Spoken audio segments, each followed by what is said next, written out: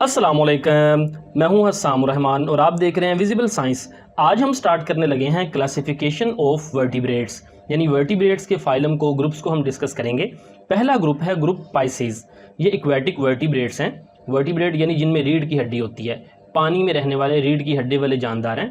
इनकी body streamlined या Fuji form होती है, मतलब शुरू से भी और आखिर से भी इनकी बॉडी नोकीली होती है, टेपर्ड होती है, ताकि पानी में मूवमेंट के दौरान रेजिस्टेंस कम से कम हो। Body covered with the scales, scale से कवर होती है, जैसे कि प्लेकॉइड, साइक्लॉइड, टिनॉइड स्केल। ये प्लेकॉइड कार्टिलेजिनस फिशेस में होते हैं, जबकि साइक्लॉइड और टिनॉइड स्केल्स बोनी फिशेस में होते हैं। स्केलेटन की बात करें तो इनका कार्टिलेजिनस स्केलेटन होता है, जैसा कि शार्क्स और रेस के अंदर, और कुछ का बोनी स्केलेटन यानी हड्डियों का बना होता है, जैसा कि ज़्यादातर जो मॉडर्न फिशेस हैं। इनमें रेस्पिरेशन गिल्स के ज़रिए होती है। यहाँ पे देखें, ये गिल्स के ऊपर एक ढक्कन होता है जिसे हम ओपर्क्यूलम कहते हैं। उनके नीचे की तरफ ये पिंक कलर में आपको गिल्स नज़र आ रहे हैं, कवर्ड बाय द ओपर्क्यूलम, यानी गिल्स के ऊपर ओपर्क्यूलम से गिल्स कवर होते हैं।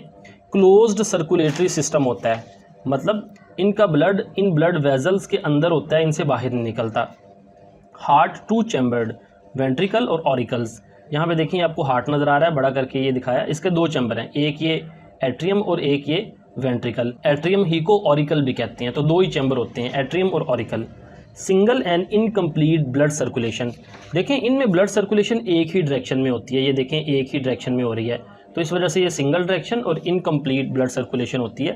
इनकम्प्लीट से मुराद है इन मुकम्मल ऑक्सीजनेशन नहीं हो पाती इनके ब्लड की। फिर पेड एंड अनपेड फिन्स। इनमें कुछ फिन्स जोन से हैं जिनके ज़रिए ये तैरती हैं। कुछ पेड होते हैं, कुछ अनपेड होते हैं। फिन्स किस लिए होते हैं? लोकोमोशन के लिए, हरकत के लिए, जिस्म को बैलेंस करने के लिए या डायरेक्शन चेंज करने के लिए। फर्टिलाइजेशन की बात करें तो एक्सटर्नल फर्टिलाइजेशन भी होती है बोनी फिशेस के अंदर, इंटरनल फर्टिलाइजेशन भी होती है कार्टिलेजिनस फिशेस के अंदर। फिर ये एक्टोथर्मिक हैं, इन्हें हम कोल्ड ब्लडेड कहते हैं। देखिए, एक्टोथर्मिक एक होते हैं एंडोथर्मिक, जिनके अंदर अपनी मेटाबॉलिक हीट के ज़रिए जिस्म के बॉडी टेम्परेचर को मेंटेन किया जाता है, लेकिन इनमें अंदरूनी मेटाबॉलिक हीट इतनी नहीं होती कि बॉडी टेम्परेचर को मेंटेन कर सके। ये बाहर वाली हीट पे डिपेंड करते हैं, लिहाजा ये एक्टोथर्मिक हैं, यानी कोल्ड ब्लडेड, अपना बॉडी टेम्परेचर मेंटेन नहीं कर सकते।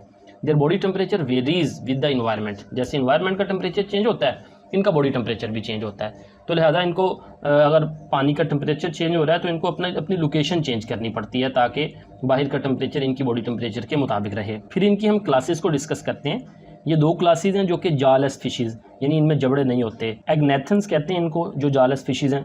इनमें एक है क्लास मैगजाइन, जिनमें हैग फिशेस शामिल हैं, और दूसरी है क्लास सिफेलिस्फीडोमॉर्फी, स्फेलिस्फीडोमॉर्फी, जिसमें लैम्प्रे आ जाती हैं।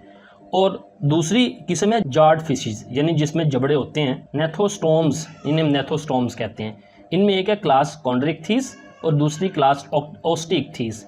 कॉन्ड्रिक्थीस के अंदर शार्क्स, स्केट्स और रेड फिशेस आ जाती हैं, जबकि ओस्टिकथीस के अंदर लंगफिश, सिलोसेंथस वगैरह आ जाती हैं।